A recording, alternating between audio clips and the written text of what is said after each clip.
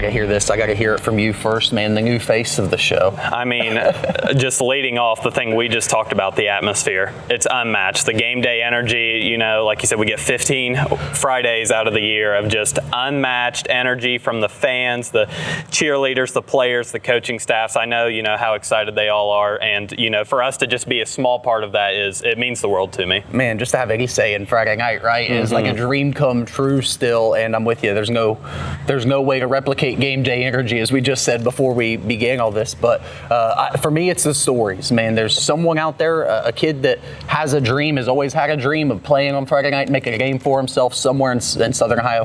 That's going to come true this year and in a lot of different programs. So for me, it's those guys and the stories that they allow us to tell on Fridays because of their performance and just watching, like I said, their dreams come true on Friday, man. It's awesome. Doesn't get any better. Agreed. Oh my gosh. I mean, I could name a multitude of things. I think it kind of goes back just that first time, which I believe the first game I ever went to was probably at the Horseshoe at Ohio State. You know, that atmosphere kind of speaks for itself and the history there. But, you know, kind of the first time you walk into that stadium on game day, you hear the band coming down the ramp. I mean, the scene really just, like I said, it speaks for itself. And, you know, I think that energy has just carried over for such a long period of time for me now, and really it's just a feeling that never fades away. It always finds its way. Every time it comes fall season, it claws its way back into you, and like I said, just, you know, it's hard to shake once you get the football fever. It's a rush you're always trying to replicate, right? Especially the shoe. It's hard to top the shoe, right? For as long as I've known, I've always loved the game of football. I put a helmet on at 7 years old for the first time. You know what I mean? So for me, I think it was more, you know, like we said a moment ago, the people around us kind of shape our environment. My mom, my grandma, my dad all love football, and I think for me it was just more about capturing that feeling of, man, they care. I want to care with them, and just being a part of it. And I got to put a helmet on, and it was over after that. I fell in love with it, and here we are, 35, after starting it off at 7. Man, what a time.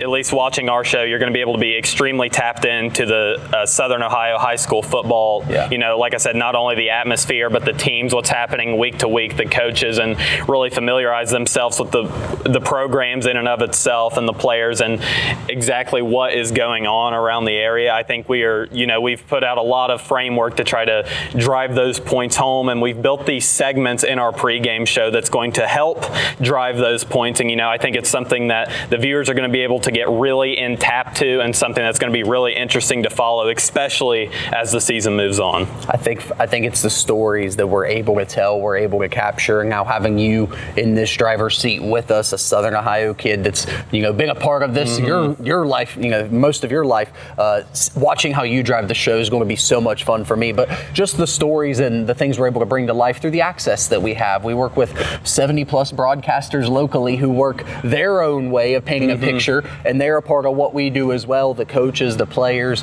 the kids in the jerseys on Fridays, man, it's everything. But I think for me, it's the stories. Keep an eye on the stories we're going to be able to tell this fall. It's going to be a lot of fun. John Madden. It'd have to be John Madden. I mean, just, you know, not only from that coaching perspective, but also the broadcasting perspective. He creates the perfect dual threat interview. You can ask him pretty much any question under the sun when it comes to football at any level of the game, and he's going to give you the most expert response, I think, that anyone could warrant. I love that answer, man. John Madden had the many perspectives of football, and we get to share one as kind of broadcasters on Friday night. That's a great answer. For me, it'd be another Southern Ohio kid himself. It'd be Joe Burrow. Awesome. Yeah, I mean, you know, we talk about that dream coming true. It doesn't get any bigger than winning a national championship, a Heisman, and ultimately having your home stadium named after you. And people forget Joe was kind of counted out as a Buckeye up there deep on that quarterback depth chart. So just a Southern Ohio kid that took a chance, didn't necessarily work out, found another home, and it did, and bet on himself, man. So for me, it'd be Joe, unquestionably. This kind of goes back to what I said. I hope that the viewers, because there's going to be a lot of people, and I know how football, especially at the high school level, I should say, works here in Southern Ohio. A lot of people really pay close attention, not only, to maybe the school they graduated from, the school their child is playing at, but, really the whole perspective of what goes on in Southern Ohio. And I hope for those fans we can deliver a well-rounded look at what's going on with all the programs throughout the area and really drive home exactly, what makes up high school football throughout the area, and just trying to stay, like I said, it comes down to just being well-rounded and offering a lot of lookout options for those viewers at home. I hope for the viewers they see how much we care. Yeah. They see how much we prepare. They see how much we hope to paint the proper picture of what's really going on in the area. You know what I mean? These stories get to tell themselves, but we only have a limited time to be able to tell them with you and for you. So we're trying to take full advantage of that in our preparation, what we're able to do throughout the week, and also what we do on Friday nights. I hope they see how much we care, how much we prepare, and how much we truly enjoy what we get to do on Fridays, man. Absolutely. Year 3, this is a dream come true being involved in this program, and I can't wait to see how Riley does and how he takes off and makes this program his own and helps drive it, man. It's going to be a lot of fun. Now, I operate a lot better in the heat. Are these supposed to be quick hitters? Because I might. No, go ahead. Take your time. We're here till they kick us out, man. I operate a lot better. I can be fine in 95-degree weather. Once it gets October chill, or let's not even get into November, December, January, anything past that chill. But I can deal with the heat. Once it gets below 40 degrees, I'm struggling a little bit mentally and physically. So I think that's exactly why I lean the other way, man. I'm going to take that October chill. If it's November, December, I'm definitely taking that because I'm still playing, right? But yeah, I'll take that October air. That's what football felt like to me as a kid.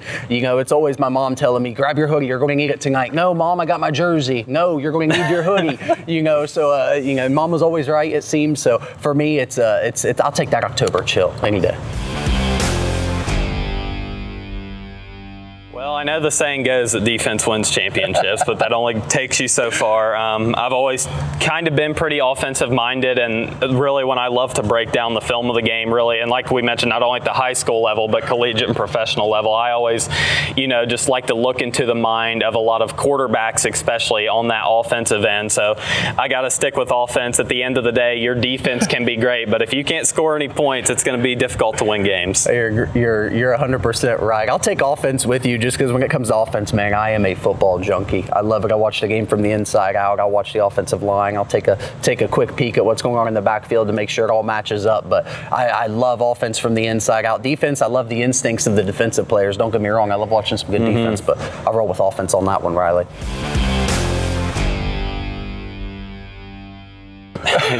We just talked about just probably 20, 30 minutes ago how the game of football has changed. And, with that change, you've seen a lot of formations from a lot of different schools, especially here, Southern Ohio. You get a nice mix of formations. However, I think the modern game, the spread offense, it creates, some really interesting plays at times can be taken to a whole nother level. We have seen some incredible highlights, especially in the previous few seasons, with how the spread offenses work. So I got to stay with the newer generation, look towards the future with the spread offense. The future is Riley, man. I love it. But the traditionalist is me. Give me that I formation. It's what I grew up playing.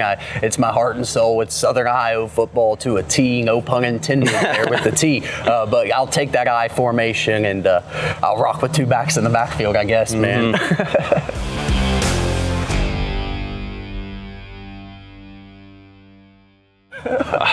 This goes right back into the conversation we just had. Do you want to look at the more traditional way the game has been played? I was just talking with my dad about this yesterday, about his time at Ohio State, and he was there at the same time, a name many of you are familiar with, Eddie George, running the ball 35, 40-plus times a game and just being unbelievable on the ground for the Buckeyes, during his time there. But really, and like Eric just said, I got to stick with the age that I've grown up on, and guys today, at all levels, once again, we're They're passing the ball, slinging the ball downfield, trying to create some huge plays. So I got to go with that pass-heavy offense. Oh, man, we're going to differ here again, Riley. It's okay. It's okay. I shared the backfield with a guy named Cody Huff back in the day, and Cody Huff had 42 carries at Waverly in 2008. So not only 40 carries as a team, but 40 on his own back, man. So there's just something to be said about that team that can line up, run the ball, and the other team knows they really can't do anything about it.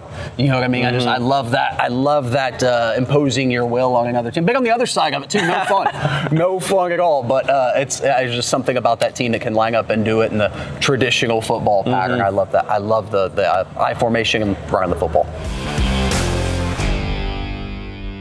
Oh, no. You can't do that to me. Okay, so I will say, coming from a high school that didn't have football, big shout out to South Webster, we didn't really get to experience that atmosphere during my time in high school. But however, with the other sports that I was able to attend for our school, man, being a part of that student section was, especially during those postseason runs, it is an atmosphere that is like nothing else. Very similar to what you see a lot of the times throughout the fall on Friday night. I got to go with the student section, man. Man, I love that we have this back and forth. I'm gonna go with the band, and let me tell you why here. Growing up, I had an older brother. It was 5 years older than me, and he was in the band. So he was actually on the field at Alumni Stadium here before I was. I was so jealous of that, even though it was only pregame and halftime for the most part. But you know what? I always loved the band. Always, if the band's playing, you're usually doing something right. You know what I mean? So I think I just associate the band with good. But yeah, give me the good band, a good student section. I was never in the student sections. I was like 3 and 4 different sports, so I never got to participate in the student sections unless it was women's athletic events. But I did like my time in the student section also. It was a fun time. But I'll take the band. My mom, band mom, and I band brother, I guess. So band by default.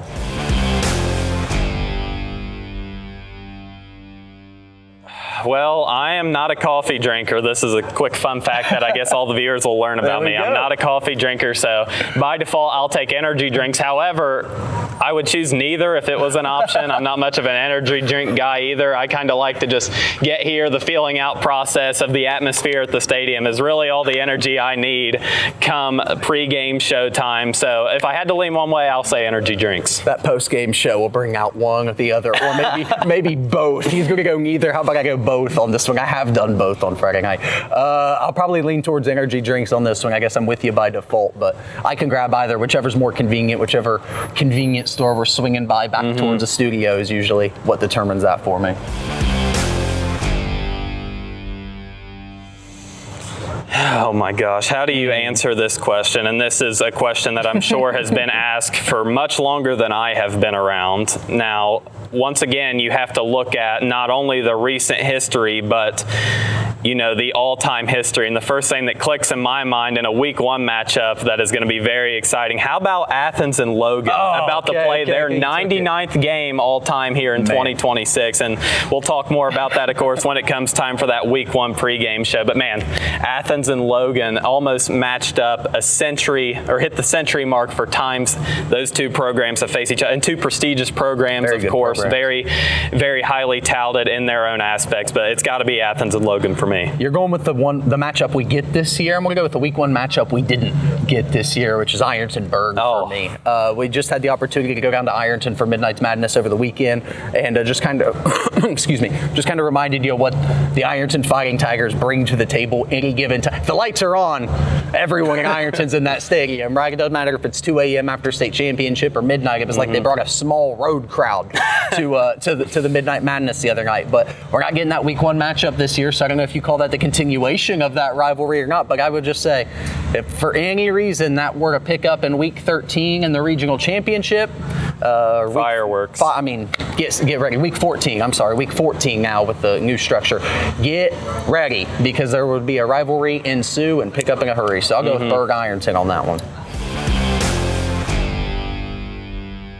This one is where it starts to get tough because, a lot of the times you're going to see inspiration taken, whether it be, from the collegiate level, from the professional level, especially in cases around here. And this is one that I have to think about a little bit. Eric, I'm actually going to pass this off to you if you want to lead off for us. You actually threw me my answer a moment ago when you said Logan. I love the Logan Chieftain football helmet. I remember going down to Bill Sauerfield before, of course, now we've got Chieftain Stadium, I think, but Bill Sauerfield back in the day, and they had the Conrad brothers, and one was a quarterback, one was a receiver, and they lit Jackson up. I think they dropped a 50 burger on Jackson. That might have been 63 that night, man, I just remember these guys in these purple helmets with all these stickers, these white face masks, and that spear on the side. It was just something about that helmet stuck with me. They had the crop top jerseys, and that rode all throughout the 2010 era, and that's something that's always stuck with me. I think I still rock it. So shout out to Logan Chieftain's great helmet design.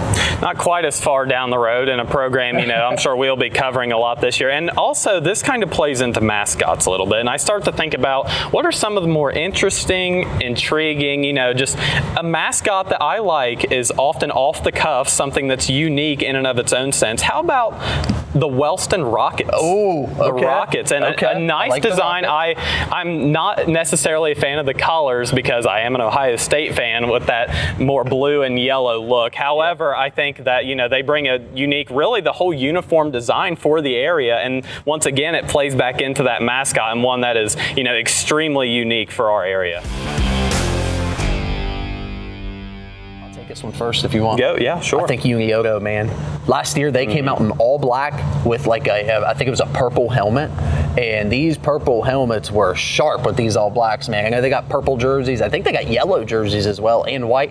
I'll roll with Unioto on this one, man. They always show up looking the part, and Matt Hoops has that team playing the part over the last little more than half decade now. So I'll give me the Sherman tanks on that one. Absolutely. I'm going to go for a clean looking uniform that I actually have just seen some recent photography on social media. How about the Chillicothe uniforms?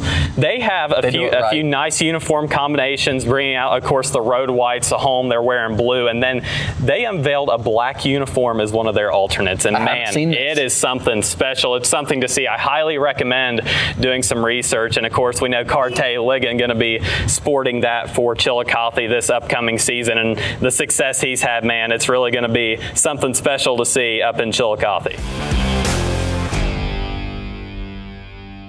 I got one right off the cuff. And thank you. Man, do they have a tough week one matchup traveling to Nelsonville, York. But how about the Trimble Tomcats? Not only, that town and that community, but also the program. And it seems like a lot of fire from that program over the years. And there's going to be no doubt they're ready to go on the road week one and try to steal a victory from Nelsonville, York. I love that answer. I'm going to keep it right there in Division 7 with you, man. There's just something about small town football to me. How about Beaver Eastern? We were down there for a pregame show a few years ago. They shut the street down for a pregame show in Beaver Eastern. I'm like, well, someone's got to get to this school somehow, right? But they do it right. Everything about it's a young football program and just a little over a decade old.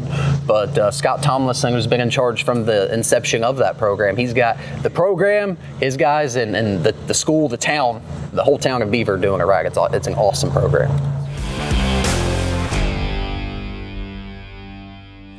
Best stadium, and maybe it's a little bit of recency bias, a team we've already talked about, but the Ironton Fighting Tigers down there on the cusp of the Ohio River, and the new lights that they just had recently installed. We saw them flashing between the orange and white the other night, man, about midnight, and really a time that, everyone's starting to feel a little drowsy, a little more tired, but those lights and the energy and really the overall atmosphere of that stadium there in Ironton just really brought us back to life. Felt like I caught my second wind leading into that Midnight Madness practice. At the risk of sounding remarkably biased, I sit in Alumni Stadium. I just feel blasphemous if I said anything other than Alumni Stadium. So many great venues in Southern Ohio, man. You just mentioned one of the top ones as well. But having walked out of that locker room onto the field, knowing what goes up your spine coming out of that tunnel, man, there's just nothing like it. So I got to go Alumni Stadium.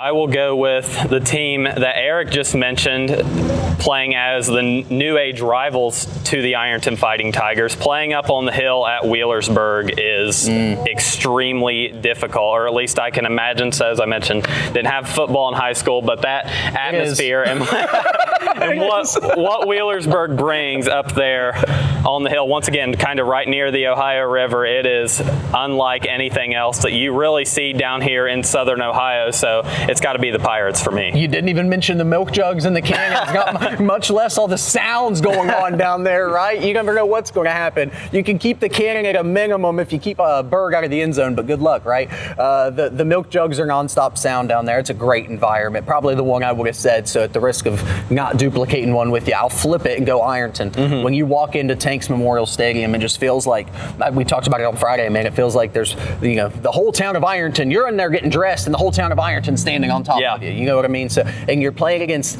the everyone that's ever put on that black jersey in that stadium down there. It feels like you're just up against this whole world of these Ironton ghosts, man. It's crazy. So, as far as environments go, give me that one. It's hard to get out of that one alive, brother.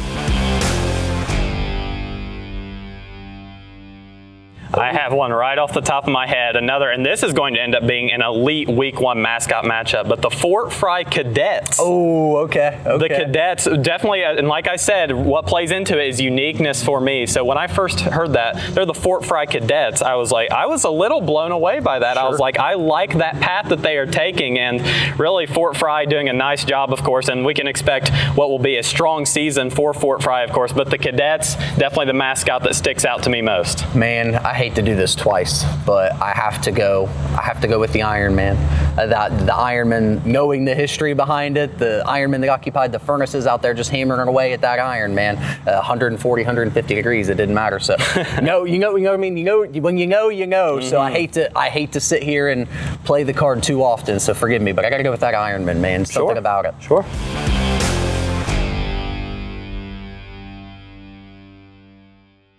Very excited, and of course thankful for all the schools, the programs that are going to host us this year. And we got something special in the works, Eric and myself. So we've been working really hard. We're excited for you guys to see it, and let's get ready for football season. It's almost here, baby. Less than 3 weeks to kick off. Let's do it. It's going to be a fun fall. Thank you for taking the time, and it's going to stay with us. Stay with us every Friday. Friday night starts here. Football Friday nights. Riley's the driver. I'm along for the ride. And shotgun seat. Maybe we'll have some fun. Let's do it.